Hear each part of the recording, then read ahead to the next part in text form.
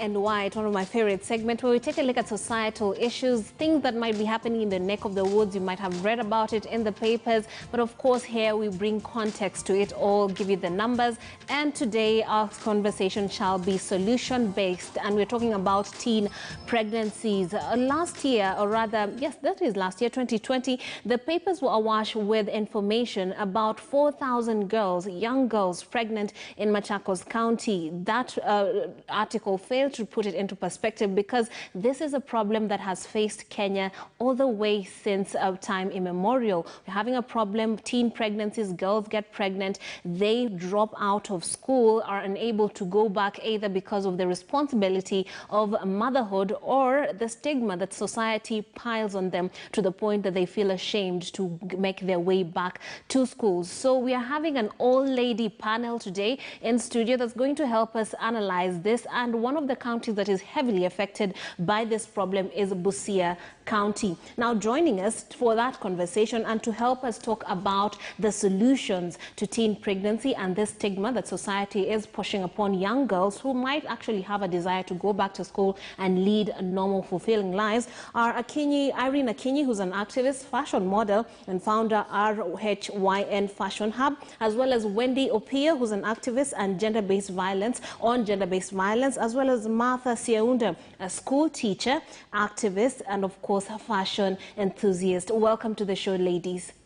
Thank you. Okay, I'll start with you, Irene, or rather Martha, being a school teacher. Tell us what you have witnessed, particularly in Busia County. We've seen it coming out in the papers in negative ways in terms of gender-based violence, unequal rights in terms of gender, as well as teen pregnancies. There has been, the numbers indicate that this is a problem, particularly in Busia County, Kakamega County, and Bungoma. So as a teacher who is behind the scenes interacting with young girls, explain to us what the real picture is on the ground. Thank you, Trish, for having us. Busia County is one of the richest counties in Kenya. At the same time, the poverty level is so high. Okay. Yeah. So you'll find like those people who have money is only a quarter of the population in Busia. Right. So that leaves the 3/4 into poverty.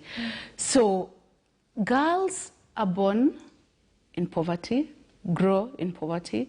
Like, they have never known any such luxuries like having sanitary towels. So that drives them, most of them, into immorality, unfortunately. Okay. Not out of will, but out of necessity. Let's double down on that, because a lot of people are born into privilege, so it might be difficult for them to draw a line between not having sanitary towels and, you know, teen pregnancies, or what you're terming as immorality. Explain to us how a girl who is unable to afford sanitary towels can find herself in a predicament where she's now pregnant. In most cases, I've talked about poverty, but when you go down to the scenario, I think it's lack of sex education, I'll say so. Okay. I'll give you an example. When I was being in Busia, I've been in charge of grade 7, which is class 7. So I will lose like 2 or 3 girls in a term to early pregnancies. This is very worrying. That's around 6 in a whole year. Yeah. This is just one stream. That is grade 7, one stream. Wow. So this is so worrying. One day, I called a meeting with my deputy to discuss about this. I asked him, Bwana Deputy, this issue is going out of hand. What can we do about it? He was like, you tell me what to do. Then I'm like, as a woman, I think we need to talk about how to protect. I mean, these girls are already doing it. How can we tell them that as you do it, there's a way you can protect yourself from getting pregnant? The deputy head teacher told me bluntly, Madam, you are teaching these kids bad manners. These kids are already doing it, remember. But I feel like if you give them an option, if you find yourself in this situation, these are the things that you can do so that you don't find yourself pregnant. Okay. But the society does not want to agree that sex education is very important. Yeah. Now, over to you, Wendy. Explain the phenomena of pads for sex and how it leads to teenage pregnancies. What have you seen yourself as an activist? As an activist, since the pandemic started, actually you see like most girls end up looking for borders. I'm talking about Busia counties. Okay. Like when a girl lacks sanitary pads, the issue is they will end up looking for borders who will like convince them with little shillings, from as little as 50 shillings. So when you see like the girl receives 50 shillings for sanitary pads, she feels like she has been, this man loves him. She feels taken care of. Exactly. So they end up taking advantage of these girls because of such issues. Then when so many girls are using pads, in that girl, there's this peer pressure, right? Yes, yes. Like most girls, during a long time ago, girls used to, like, our mothers used to, like, use other means, like clothes, reusable pads. Yes. But recently, when a girl uses reusable pads, they feel like they are inadequate. So they want those sanitary pads. Yes. It goes like for like the cheapest is 50 shillings, right? Yeah, yeah. So they want that 50 shillings. Their parents can't give them, right? They have other needs, like they need food, they need shelter. So their parents are focusing on providing the basic needs. They see like sanitary pads are luxuries, right? Yes, yes, yes. In real sense, sanitary pads aren't luxuries, but they are necessities. Yeah. And that actually, to play devil's advocate, when you look at these other alternatives, the rags and the pieces of clothes, they're not entirely effective when it comes to hygiene and also taking care of their health. So you can understand the pressure that is pushing girls to find their way, or rather use dangerous ways to get themselves sanitary towels and then wind up pregnant. Over to you, Irene. We have heard what Martha has said in terms of the attitude towards sex education. What is your view on that? Thank you. My view about the sex education. Please speak up. My view about the sex education, I feel this is something that we really need to tackle as the society, because you see a lot of our girls are going away. Like they're getting pregnant at an early age, of which if we come up as their role model, I'm sure they're going to be a difference in the society. Yeah. But when we have adults and parents who feel like sex education is teaching girls bad manners, what then do we do? Okay, about that, I think first we need to talk to the parents, make the parents understand the need to teach our girls. It's not like we are going to teach them, like go and do sex, but make sure you don't get pregnant. No, we are going to tell the girls black and white, like having sex at this age, it is not allowed, so abstain. Okay, abstinence is key, particularly for the age group that we are talking about. Martha, you've talked about pads for sex. Are there any other elements, and poverty, are there other elements that are leading girls into teenage pregnancies? We had Wendy talk about 2020 being a period whereby we saw an uptick in those cases. Speak to us about that, and perhaps now that girls and boys have come back to school, what are you witnessing in the classrooms? First of all, I think when a girl is empowered, when a girl knows who she is, I highly doubt if she'll engage in any moral activities. Okay. That brings us to body positivity. These girls at this age, they're going through a lot. They are discovering themselves. So many changes in their bodies. Some are growing big boobs. Some of them they're maturing. Yeah. So they are just trying to understand who they are. If we get someone who can walk through the journey with them, tell them that this is who you are, this is how you're going to be, love yourself the way you are. You know, girls, if I look at myself and then I don't like who I see, I'll start looking for validation from people. In this case, wrong people. So if there are other friends of mine who are laughing at me, they have this perfect body, yet here I am with a big tummy, and then I get a boy who is ready to tell me how good I look. I mean, what will make me not give myself to that boy? Right, and these might seem like really small issues, but they actually lead matter a lot into the arms of predators. Wendy, what is your view on that? My view on body positivity. Yes. I think there's need to encourage our girls that they need to appreciate themselves. It starts by loving yourself, because if you don't love yourself, you'll seek for validations. You won't be content with who you are, and that's where we lose our girls. Like a little confirmation, like she isn't sure of who she is.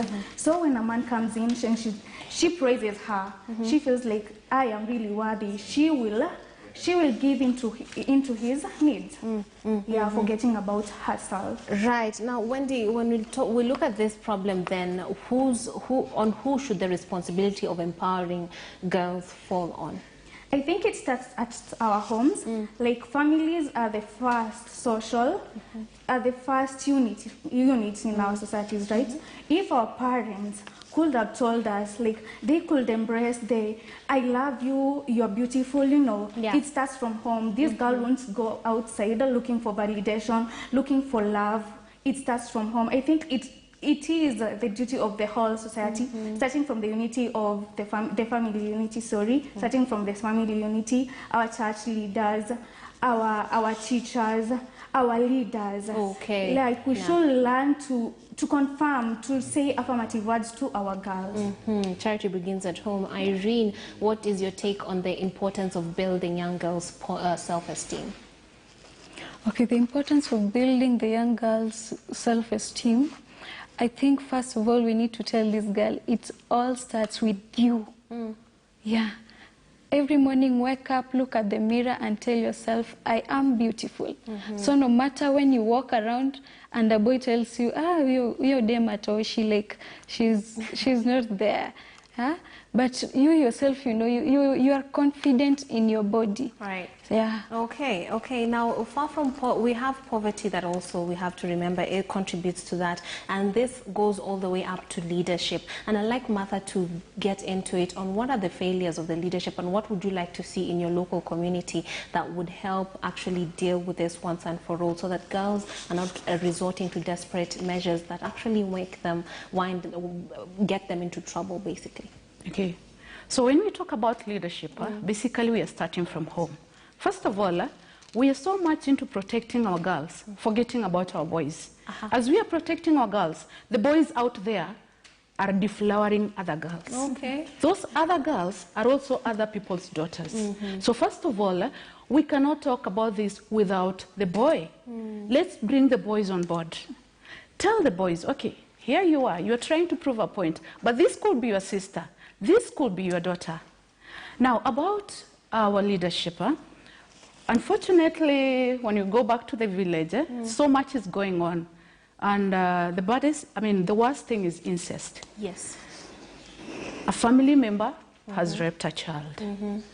And you know, in an African setting, there's that notion that family should stand together, irrespective of whatever comes, irrespective of anything. So here, something has happened.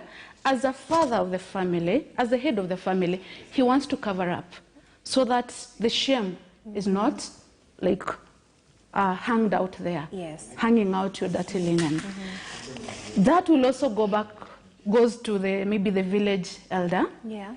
The village elder will know of it, but because they want to preserve their family norms, nothing will be talked about. And it goes up to the highest level. Right. I mean, this, you see, we talked about these statistics. These are just the reported ones. We have so many cases that are not reported. Indeed. Because of the leadership lapse. I mean, you'll go and talk to your dad about it, but your dad will say, okay, look, you're a girl. Maybe you are dressed badly. Maybe you are showing suggestive moves. I mean, now that case will So the victim is blamed for the problem at the same time. Yes. So when over to you, Wendy, what do you think the solution should be? She's talked about local leadership, even administrative leadership should come into play and help solve it, as opposed to being victim shaming, basically. What do you think should happen? Let's consider the church, let's consider even security officers and the county governments.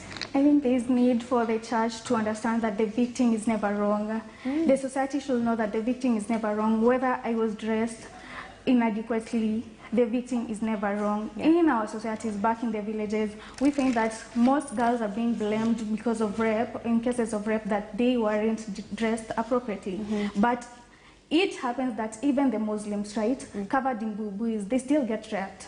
So the victim is never wrong. And there's also need for the church to embrace that when a girl is raped, it doesn't mean that you should see her as an outcast. No, she didn't seek it for herself. It happened. Absolutely. Yeah, true. Victim shaming. You know, when a man is dressed very well and they get mugged on the streets, the police officers don't ask him if he was acting too rich. They just take it for their word. So therefore, even when it comes to cases of rape and other things, nobody should be shamed for it. So when it comes to incest, we've seen this we've seen this playing out in the media, and you're being told that this is just a tip of the iceberg. Irene, what is your take on that? And perhaps in your mind, what should be the solutions, given that this is a taboo subject? I think we really need to handle it. Like, let's educate the girl child first, because she's the victim. Yeah? Yeah. When she dresses, maybe according to her, the dress is okay. But according to the boy's perspective, she is dressed to attract them. Okay. So let's educate, include the boys also. Yeah, you're echoing Martha's sentiments on that. Okay, so Martha, as we are going along this step by step, the causes and perhaps the failures in our leadership, we've talked about even at the school level, there's a mentality that we shouldn't be teaching kids bad manners when we're trying to enlighten them. School, we have administrative leadership, we have also the police. We have this thing called disco matangas in Busia County, and I keep referring to Busia County because our activists are based there and they do their work there because of the numbers that have been put in the media and through other bodies that point to a problem. There's a cluster of these incidences happening in that part of the country. So how do we deal with those? Because these are now police issues, security issues. How can we make them actually handle these issues and ensure that young girls are not being caught up in this, because they go there willingly? It's a cultural thing. Disco matanga, it's an in thing. But I feel the reason is why... Maybe first explain to the rest of the country what a disco matanga is. A disco matanga means when someone has died, I mean the vigil, just the night before burial, we normally have loud music playing around to console. First of all, it's just to console those bereaved. So it's sort of a party, but at the same time a vigil. Yeah. Two, in between that, we have a fundraiser. Right. Yeah, like you'll find people dancing and putting prize to the best dancer. I mean, the best dancer maybe raises like a 10,000. At the end of the day, the motive is good. I mean, they help raise money. Yeah. But you'll find a lot of girls in the disco matanga. Okay. I feel like these girls, if they were given freedom, like during the day, sometimes as a parent, if it's the music that they are getting attracted to, as a parent, I mean, why don't you bring that music to your home? Let them dance themselves up to when they get tired and go and sleep. Because basically they're looking for music to dance to. Or perhaps it's a release. Could be. Now, like Irene to talk to us about the importance of music and sports, because if they're looking for a release, then this can be found in schools and through programs of music, sports, and what have you. So Irene, what's your take on those things? I think music and sports is co-curricular activities which are echoed in schools, and we should employ these also in our villages. Indeed. Because as teenage girls grow up, even boys, they have a lot of energy and they need somewhere to put their energy. Right. If not sports, they have talents. Yes. Yeah, some know how to sing, but they have not gotten the platform to explore their talents. So that's why we also doing excavations. Okay. Some have talents. And this has to do with fashion. Yeah, and we'll get to that in a bit. But I'd like Wendy to also weigh in on the importance of co-curricular activities in schools that would help girls channel, and boys channel these energies. I think I will emphasize on Irene's idea. Like, so many girls, so many boys outside here have, like, they have talents, they have skills, right? Yes. They want a platform where they can sing, they want a platform where they can dance. But in our villages, we haven't really embraced it. Yes. So I think the school should come in and put up some program, right, for the kids to sing along, for the kids to dance along, so that they can channel all their energies there instead of attending these komatangas, whereby they end up now engaging in sexual activities. Okay, Yeah. right. Now, far from that, we are at the cultural problems and the societal problems that cause this, but stigma is another thing that now girls have to face. Let's move on to the point where a girl is already pregnant, even to the point of disclosing this to the parents and the authorities, maybe in schools. It's usually a problem. Sometimes you find out when the pregnancy is far along. Yeah. Martha, have you witnessed it, and what is causing this fear on the side of the teen? I think the main cause is a lack of communication, especially from the parents and the teachers. I mean, in most cases, all our parents, I think we should not blame them in the first place. Yeah. These are people who are struggling every day, waking up, going for kibarua. In our home, we do what they call it garia garia. What is that? Garia garia is you wake up, go find a shamba for someone, maybe dig the whole day. Okay. Here I am, let me put myself as a father of the home, Yes. very tired. All I want is just a good meal and then go to sleep. Right. They don't have time with their kids. They don't open up to their kids. When you go to school, the teachers are the same. I mean, their work is just to teach and go home. They are not friendly at all to these kids. So who do you expect these children to open up to? To their boyfriends, if it's not us. So as a parent, we need to be easy with our kids. Walk through their journey. I mean, a simple, hi mama, how was your day? How is school? Is everything okay? Will go a way long.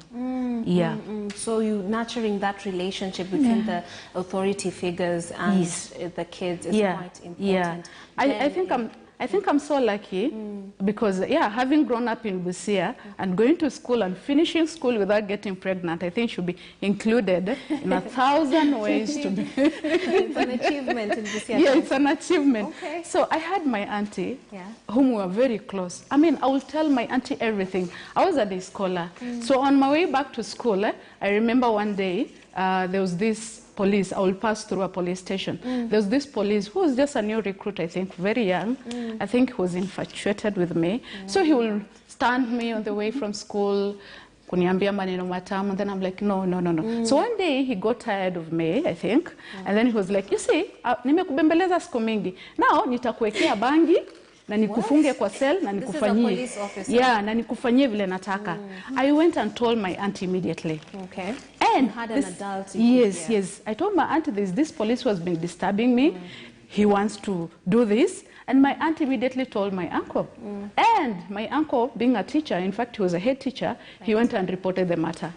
In 1 week, the police was transferred. Okay. So you see how open communication can save a situation. Absolutely. Yeah. Let's talk about open communications.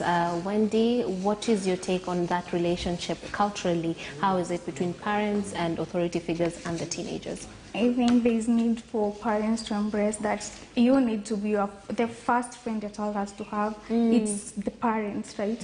I need to be my best. I need to be my child's best friend. Yes. That is what we lack in our societies. Mostly actually in the villages, so many parents are focused on looking for basic needs. They forget that they have kids, right? Like, for example, actually in Busia, right? So many parents are carrying out their activities in Nairobi. So who will take care of the kids? Yeah. So that there is need for us to answer that question. Okay, and Irene?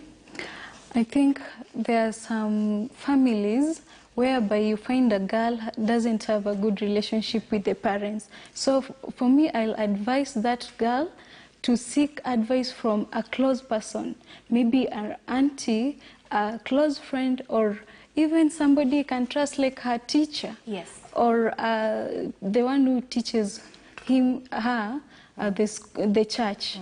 Yeah. Okay. Find somebody you can confide in, not necessarily your parent. Yeah.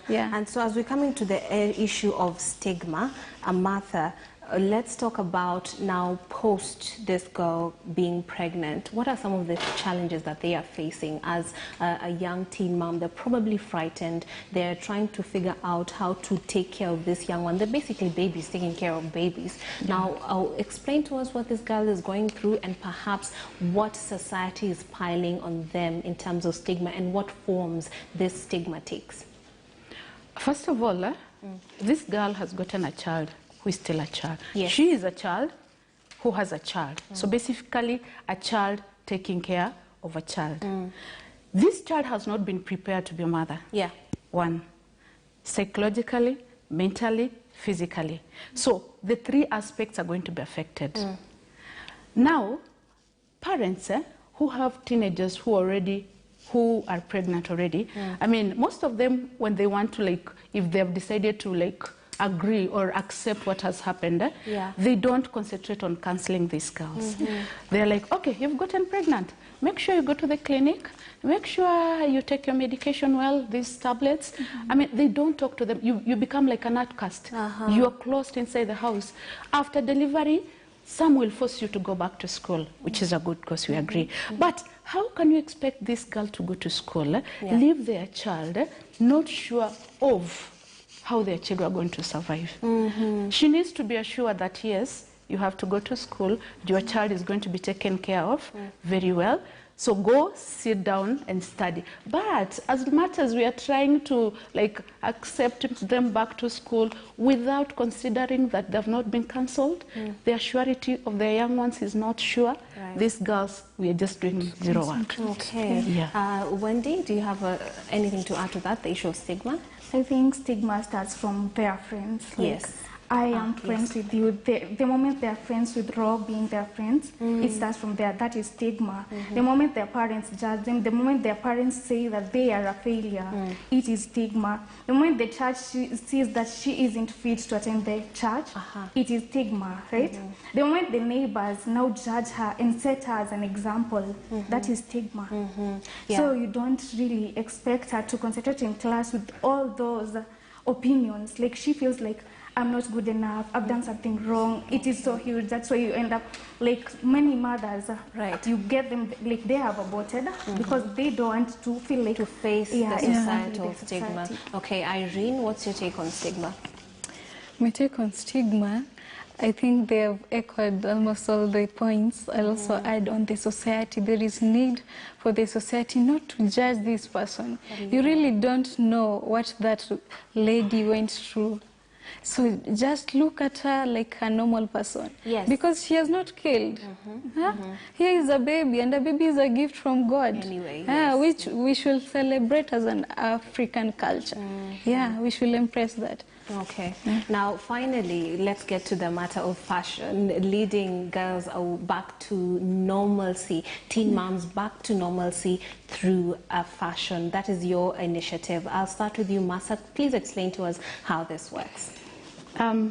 We have started an initiative, hashtag Curvy to the rescue. Okay.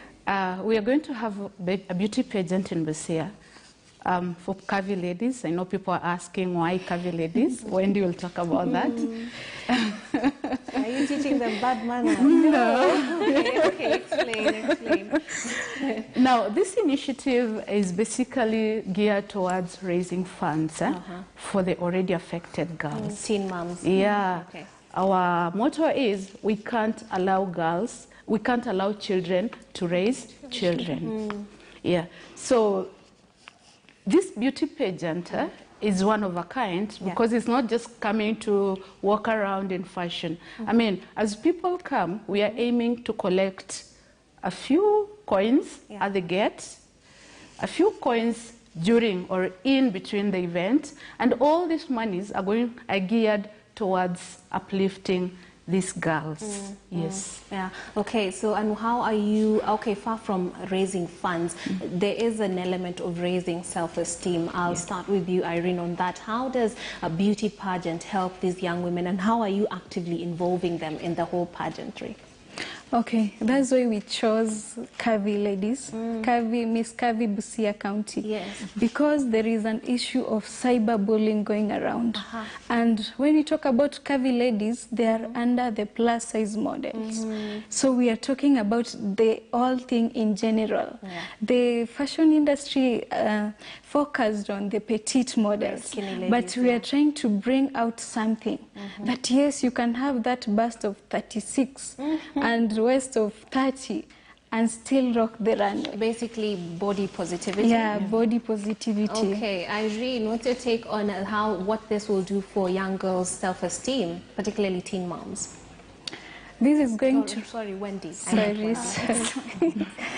So we focused on Miss Curvaceous this year, first of all, because we needed a platform whereby we can educate the society that children are still children. Yes. They can't raise themselves.